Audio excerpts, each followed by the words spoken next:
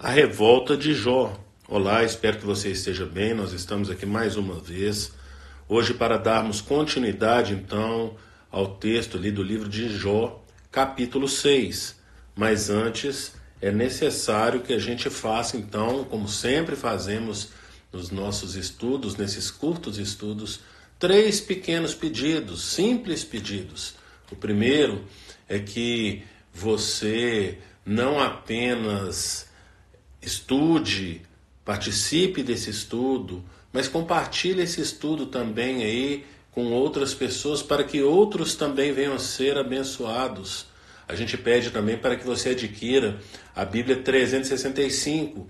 O intuito nosso é que você venha ler a Bíblia toda num ano. Então, para isso, o propósito da Bíblia 365 é que você leia um trecho do Antigo Testamento, um trecho do Novo Testamento, um trecho de Salmos e um trecho de Provérbios. E o terceiro pedido que nós temos então aqui para fazer é que você participe de pelo menos um dos estudos que são disponibilizados ali na nossa igreja. Então, nós temos estudos às segundas, às quartas, às quintas, aos domingos. Na descrição desse estudo aqui, na descrição aí no YouTube, ou então nas nossas redes sociais, ali no Instagram, você vai poder acompanhar a programação ali da igreja para que você veja os estudos que nós temos, os horários que nós temos e escolha um aí que seja do seu agrado. Então venha participar. E depois desses 3 pedidos, né? Vamos para o texto Jó, capítulo 6, e eu quero compartilhar com vocês do versículo 24 até o 28, que diz: Ensina-me e eu me calarei, dai-me a entender em que tenho errado. Como são persuasivas as palavras retas, mas que é o que repreende a vossa repreensão? Acaso pensais em reprovar as minhas palavras, ditas por um desesperado ao vento?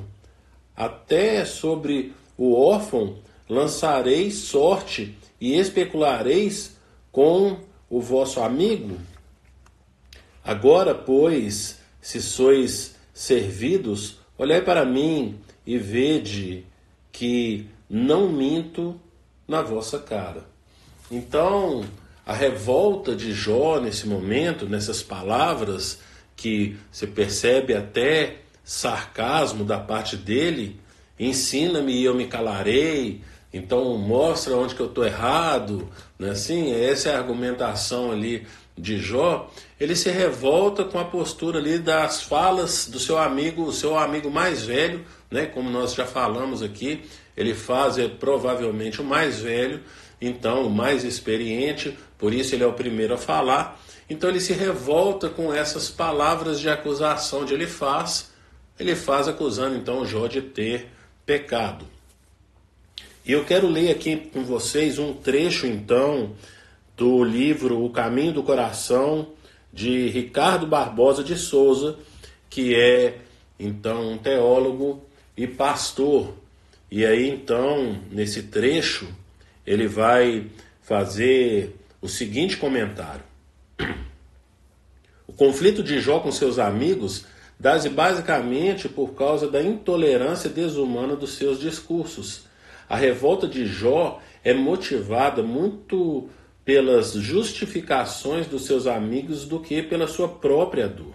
Jó pede que seus amigos sejam mais misericordiosos com ele, que não considerem suas palavras como afirmações dogmáticas da verdade, mas a expressão do seu desespero. Que olha mais para a sua dor do que para as suas declarações. O conflito de Jó é que ele também era partidário da tese dos seus amigos. Ele fazia parte do mesmo esquema teológico da retribuição. Durante os anos de sua vida próspera e saudável, este conceito do Deus da justa retribuição fora também partilhada por ele. Era assim que ele também via a Deus em sua relação com o homem. o grande dilema que enfrenta é que a teologia que lhe serviu tão bem por muitos anos, agora não tem resposta para a sua crise.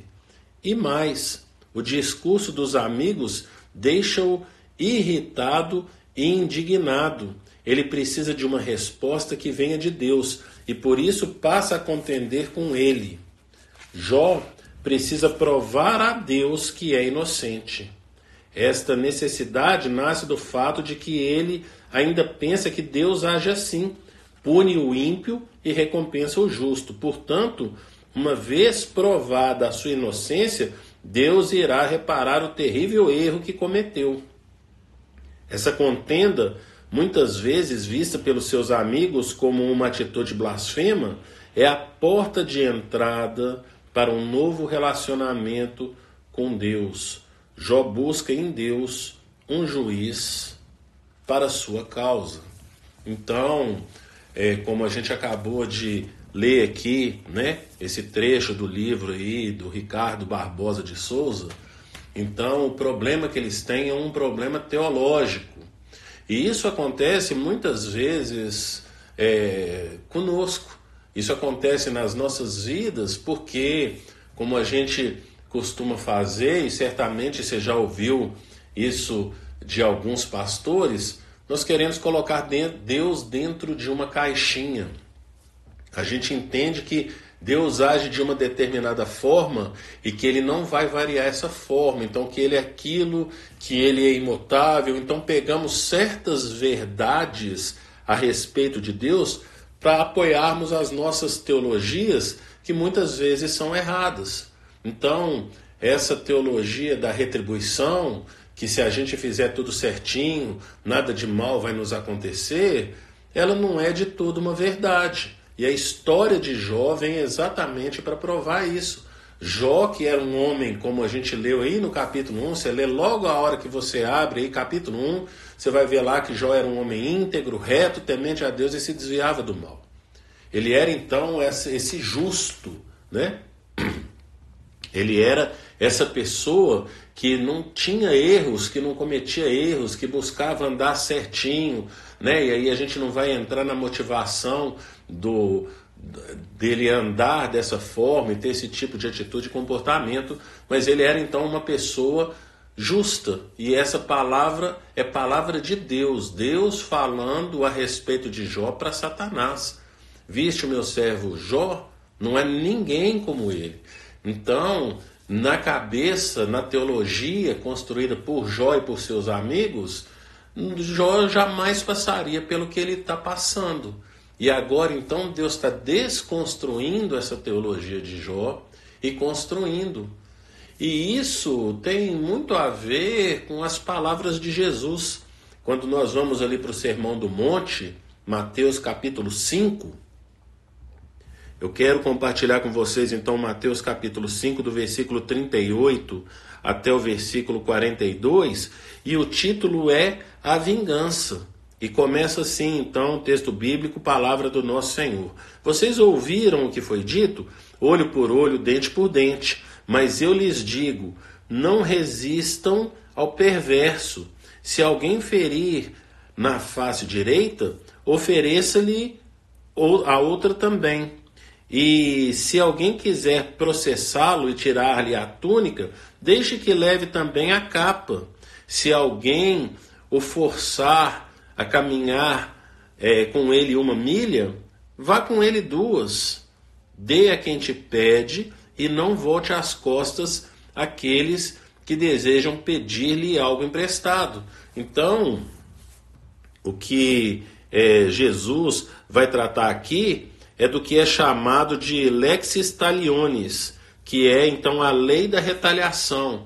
E essa prática que a gente vê olho por olho, dente por dente, lá em Moisés, lá no próprio livro de Êxodo, você vai achar. Então, era algo que era também cultural. Os povos vizinhos também tinham essa mesma lei da retribuição. Então, se arrancou um olho do meu servo, eu vou lá e arranco um olho do seu servo. Olho por olho, dente por dente. Arrancou um dente, eu vou arrancar um dente. Quando você lê lá tanto em Êxodo, né, quanto em Levítico, você vai ver mais especificamente essa lei dessa retribuição ali. E essa retribuição é a retribuição dos homens, né? Quando a gente está citando ali, então ali Moisés legislando ali para o povo, ali ainda no deserto. E quando a gente vê então, cerca de 1500 anos depois, quando vem Jesus, ele fala então, se ouviu o que foi dito, eu porém lhe digo. Então ele vai mudar essa concepção. Por quê? Porque não é assim que as coisas funcionam da parte do nosso Deus. As coisas de Deus funcionam a partir de um propósito. Ele permite que as coisas aconteçam nesse mundo com um propósito.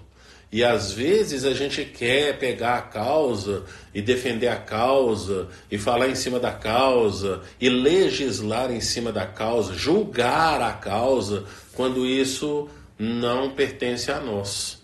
Não é assim? A palavra fala que a vingança pertence ao Senhor.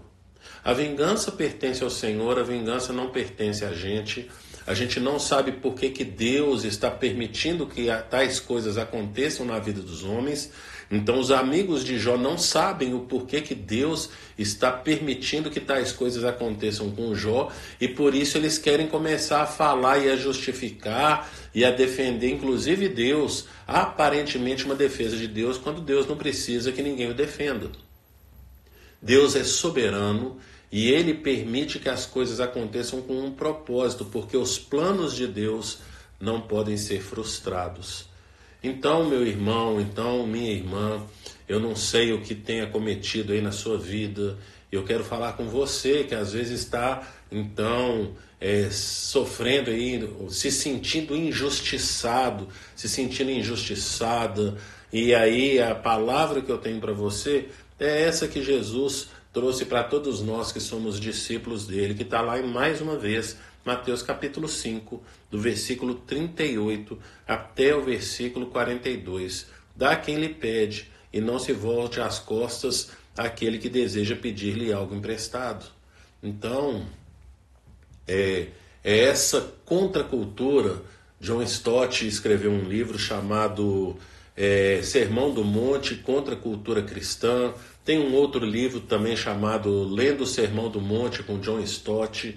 Aconselho a leitura desses livros para você aí, então, que está passando talvez por uma situação aí desconfortável na sua vida, uma situação adversa, se sentindo injustiçado, que a gente possa entender que nós temos um Deus soberano, e Ele é soberano, e não acontece nada nesse mundo sem que haja o aval dele. A soberania dele fala exatamente a respeito dele permitir ou não que aconteçam as coisas. Assim foi com Jó, assim acontece na nossa vida. O desejo do meu coração é que você não pergunte o porquê, mas para que Deus está permitindo que tal coisa aconteça na sua vida. Mas se na sua vida, né, e aí agora eu quero ir para o outro caso, se talvez você não está passando por uma situação dessa, aleluia, glória a Deus. Mas se você conhece alguém que está passando, tenha compaixão, algo que eu já venho falando desde o capítulo 3, capítulo 4, né? Falei também no capítulo 5 e volto a frisar agora no 6, que nós venhamos a ter compaixão, porque nós como cristãos devemos ter a mesma postura do bom samaritano, que não nos importa quem é o homem, se é uma mulher, não nos importa a cor, não nos importa a etnia, nada disso nos importa.